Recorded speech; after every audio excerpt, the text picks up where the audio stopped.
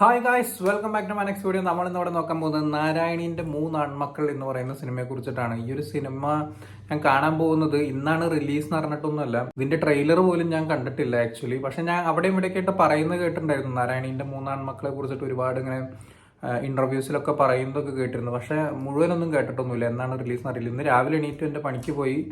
അത് കഴിഞ്ഞൊന്ന് book my show എടുത്തു. Book my ഷോയിൽ എടുത്തപ്പോൾ അങ്ങനെ ഒന്ന് രണ്ട് പടങ്ങളുണ്ട്. വടക്കം വീരാതെയൊക്കെ ഉണ്ട്.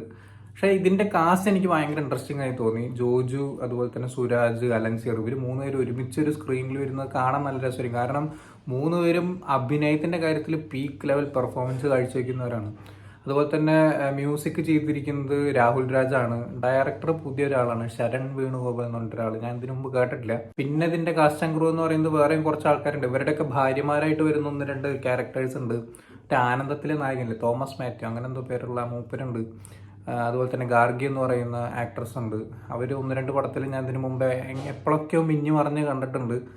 ഒരു ഫുൾ ക്യാരക്ടറിൽ ഞാൻ ഇപ്പോഴാണ് ആദ്യമായിട്ട് കാണുന്നത്. ആദ്യമേ ഈ ഒരു സിനിമയെ കുറിച്ച് എടുത്തു പറയേണ്ടത്, ഞാൻ ഈ ട്രെയിലർ ഒന്നും കണ്ടിട്ടില്ല എന്ന് പറഞ്ഞതുകൊണ്ട് തന്നെ എന്നെ സംബന്ധിച്ച് ഭയങ്കര എല്ലാ കാര്യങ്ങളും നല്ല രീതിക്ക് എൻജോയ് ചെയ്ത് കണ്ട ഒരാളാണ് ഞാൻ. ഇതിന്റെ ഒരു കഥ എന്ന് പറയുന്നത്, സുരാജിന്റെ ക്യാരക്ടർ ലണ്ടനിൽ താമസിക്കുന്നതാണ്. ഒരു പ്രത്യേക സാഹചര്യത്തിൽ ലണ്ടനിൽ എത്തിപ്പെട്ട് ഒരുപാട് കാലങ്ങൾക്ക് ശേഷം തിരിച്ച് നാട്ടിലേക്ക് വരുന്ന ഒരാളാണ്. ജോജു, അതുപോലെ തന്നെ അലൻസിയർ ഇങ്ങേരുടെ ഏട്ടന്മാരാണ്. അപ്പോൾ ഒരു പ്രത്യേക സാഹചര്യത്തിൽ അമ്മയുടെ രോഗാവസ്ഥയെക്കുറിച്ചുള്ള ഒരു പ്രത്യേക സാഹചര്യത്തിൽ ഇവർ മൂന്ന് പേർക്ക് ഒന്നിക്കേണ്ടി വരികയാണ്. കൂടെ സുരാജിന്റെ മകന്റെ ക്യാരക്ടറിന്റെ പേര് നിഖിൽ എന്നാണ്. ആനന്ദത്തിലെ നായകന്റെ പേര് ആളുണ്ട്. അതുപോലെ തന്നെ അലൻസിയറിന്റെ മോളായിട്ട് വരുന്നപ്പോൾ നേരത്തെ പറഞ്ഞ ഗാർഗി എന്ന് പറയുന്ന ആ ആക്ട്രസ് ആതിര എന്നാണ് ഇതിനകത്ത് പേര്.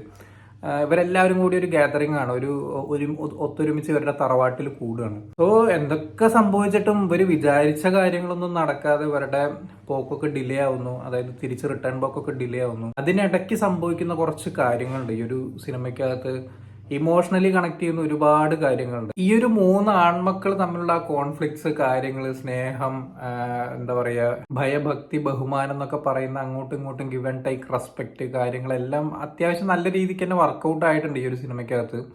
എല്ലാ കാര്യങ്ങളും വർക്കൗട്ടായി എന്ന് പറഞ്ഞാൽ എല്ലാ കാര്യങ്ങളും. ഇതിൽ ജാതിയെ കുറിച്ച് പറയുന്നുണ്ട്, മതത്തിനെ കുറിച്ച് പറയുന്നുണ്ട്, ഇന്റർകാസ്റ്റ് മാരേജിനെ കുറിച്ച് പറയുന്നുണ്ട്, അതുമൂലം ഉണ്ടാകുന്ന നാട്ടിലെ അവസ്ഥകളെ കുറിച്ച് പറയുന്നുണ്ട്, ഇൻസിസ്റ്റ് ലവിനെ കുറിച്ച് പറയുന്നുണ്ട്, ഒരുപാട് കാര്യങ്ങളെ കുറിച്ച് പറയുന്നുണ്ട്. അതുപോലെ തന്നെ ഒരു ആദ്യത്തെ പ്രേമം ബ്രേക്കപ്പായി നിൽക്കുന്ന സമയത്ത് ഒരാൾ എങ്ങനെ പെരുമാറണം, അതിലപ്പുറത്തുണ്ടാവുന്ന ആൾക്ക് ഉള്ള വിഷമം അല്ലെങ്കിൽ അവരുടെ തോട്ട് എങ്ങനെയായിരിക്കും, ഓപ്പോസിറ്റ് നിൽക്കുന്ന ആള് എൻജോയ് ചെയ്യുന്ന രീതികൾ വിവരിക്കുന്ന രീതി. ഒരു പൂമ്പാറ്റയുടെ കഥയൊക്കെ പറഞ്ഞു കൊടുക്കുന്നുണ്ട് ഗാർഗിയുടെ ക്യാരക്ടർ ഈ നിഖിലിൻ എന്ന് പറയുന്ന ക്യാരക്ടറിന്റെ അടുത്ത് പറഞ്ഞു കൊടുക്കുന്നുണ്ട്. സോ അതൊക്കെ നല്ല രസമായിട്ടാണ് എനിക്ക് ഫീൽ ചെയ്തിട്ടുണ്ടായിരുന്നത്.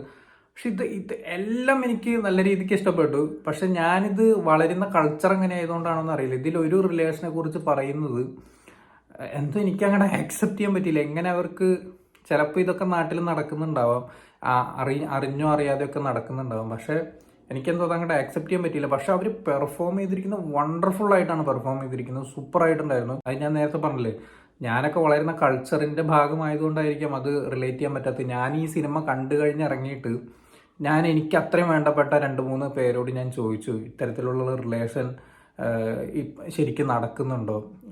എൻ്റെ അറിവിലില്ല എന്നുള്ളതാണ്. പക്ഷെ അവരുടെ അഭിപ്രായത്തിൽ കേരളത്തിൽ ഇല്ലാന്നേ ഉള്ളൂ. തമിഴ്നാട്ടിൽ ഇതിന്റെ വേറൊരു വേരിയന്റ് ഉണ്ട്. പിന്നെ അതുപോലെ തന്നെ അതർ കാസ്റ്റുകൾക്കിടയിലൊക്കെ വേറൊരു വേരിയന്റ് ആയിട്ട് ഈ ഒരു സംഭവം നിലനിൽക്കുന്നുണ്ട്.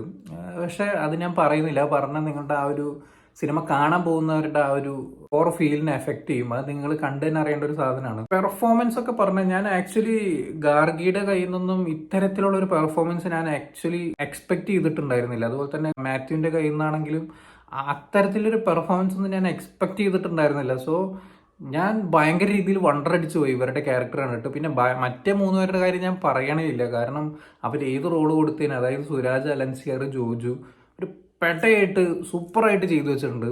ജോജുവിൻ്റെ ഒക്കെ ലാസ്റ്റ് ഒരു ട്രാൻസ്ഫോർമേഷൻ ഉണ്ട്, എൻ്റെ അമ്മ, അതൊക്കെ പൊളി സാധനം. വളരെ കുഞ്ഞൊരു തീമാണ്.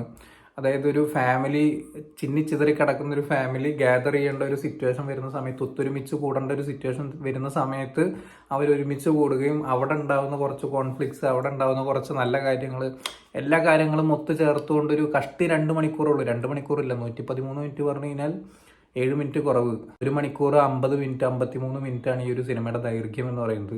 ഇതിൽ നല്ല അടിപൊളി 2-3 പാട്ടുകളുണ്ട്. തിയേറ്ററിൽ കേട്ട സമയത്ത് ഞാൻ നല്ല രീതിയിൽ എൻജോയ് ചെയ്ത് കേട്ട പാട്ട്. എനിക്ക് തോന്നുന്നു രാഹുൽ രാജിൻ്റെ കുറേ കാലത്തിന് ശേഷം എനിക്ക് ഇഷ്ടപ്പെട്ട ഒരു ആൽബം മിക്കവാറും ഇതായിരിക്കും. സ്കോറുകളൊക്കെ നല്ല രസമായിരുന്നു. ഈ ഗാർഗിയുടെ ക്യാരക്ടറും അതുപോലെ തന്നെ തോമസിന്റെ ക്യാരക്ടറൊക്കെ ഒരു കുളത്തിന്റെ അവിടെ ഇരിക്കുന്നൊരു ചില സീൻസിനൊക്കെ കൊടുത്തിട്ടുള്ള കുറച്ച് സ്കോറുകളും കാര്യങ്ങളൊക്കെ ഉണ്ട്. ആ പൂമ്പാറ്റയുടെ വിഷയം പറഞ്ഞില്ലേ, പൂമ്പാറ്റയുടെ ഒരു കഥയൊക്കെ പറയുന്ന ആ ഒരു സമയത്തൊക്കെ കൊടുക്കുന്ന ഒരു ചെറിയൊരു ലൈറ്റ് ആയിട്ടുള്ള സാധനങ്ങളൊക്കെ ഉണ്ട്. അതൊക്കെ എനിക്ക് വളരെയധികം ഭയങ്കര രീതിയിൽ ഇഷ്ടപ്പെട്ടു. ആ ഒരു സാധനം പറയുന്ന സമയത്ത് ഈ ഒരു മ്യൂസിക് കൊണ്ട് ഉണ്ടാക്കുന്ന ഇമ്പാക്റ്റ് വളരെ വലുതാണ്. അല്ലാന്നുണ്ടെങ്കിൽ ഇത് ജസ്റ്റ് നമ്മൾ കഥ പറഞ്ഞു പോകുന്ന പോലെ പോവും. നമ്മളോട് ഇത് ആക്ച്വലി കൂട്ടുകാരൊക്കെ പറഞ്ഞിട്ടുള്ള കാര്യമാണ്. പക്ഷെ അതിനൊരു ഫീല് കൊടുക്കുന്നത് ഈ ഒരു സ്കോറാണ്. ആ സ്കോറ് നല്ല രസമായിട്ട് വന്നിട്ടുണ്ടായിരുന്നു. എന്നെ സംബന്ധിച്ച് ഞാനൊരു അൺഎക്സ്പെക്റ്റഡ് ആയിട്ട് കണ്ടിട്ടുള്ള അത്യാവശ്യം കുഞ്ഞൊരു നല്ല അടിപൊളി സിനിമയായിട്ടാണ് പേഴ്സണലി ഫീൽ ചെയ്തിട്ടുള്ളത്. ഇതിൽ പറയുന്ന ഞാൻ പറഞ്ഞ ആ ഒരു റിലേഷൻ ഉണ്ടല്ലോ, ഇതിനെക്കുറിച്ചിട്ട് നിങ്ങളുടെ അഭിപ്രായം എന്താണെന്നുള്ളത് താഴെ കമന്റ് ബോക്സിൽ കണ്ടവരുണ്ടെങ്കിൽ പറയാം.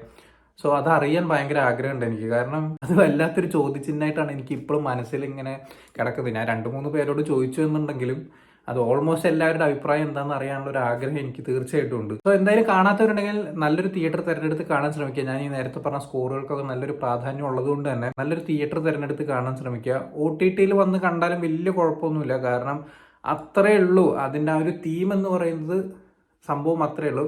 പക്ഷെ അതിനുള്ളിൽ കൂടെ അവർ ഒരുപാട് കാര്യങ്ങൾ സംസാരിക്കുന്നുണ്ട്. പക്ഷെ എന്നെയൊക്കെ സംബന്ധിച്ച് ഞാനൊരു സിനിമ തിയേറ്ററിൽ ആ ഒരു ബിഗ് സ്ക്രീനിൽ തന്നെ കാണാൻ ആഗ്രഹിക്കുന്ന ഒരാളായതുകൊണ്ട് എന്തായാലും ഞാൻ തിയേറ്റർ തിരഞ്ഞെടുക്കാനേ പറയുള്ളൂ. ഇപ്പോൾ ചിലവരുണ്ട് ബഡ്ജറ്റൊക്കെ നോക്കി പടം കാണുന്ന ആൾക്കാരുണ്ടാവും. സോ അവരെന്തായാലും OTT-യിൽ വന്ന് കണ്ടാൽ പോലും കുഴപ്പമില്ലാത്തൊരു സിനിമ. അവരുദ്ദേശിച്ചിട്ടുള്ള കാര്യങ്ങൾ അവർ ഭംഗിയായിട്ട് പറഞ്ഞിട്ടുണ്ട് സംഭവം എന്തായാലും ആ പടത്തിനകത്ത്. സോ എന്തായാലും വീഡിയോ ഇഷ്ടപ്പെട്ടെന്നായിരുന്നു. ഇഷ്ടപ്പെട്ട ലൈക്ക് ചെയ്യുക, ഷെയർ ചെയ്യുക, കമന്റ് ചെയ്യുക, ചാനൽ സബ്സ്ക്രൈബ് ചെയ്യുന്നേരം മറക്കാതിരിക്കുക. See you in the next video guys.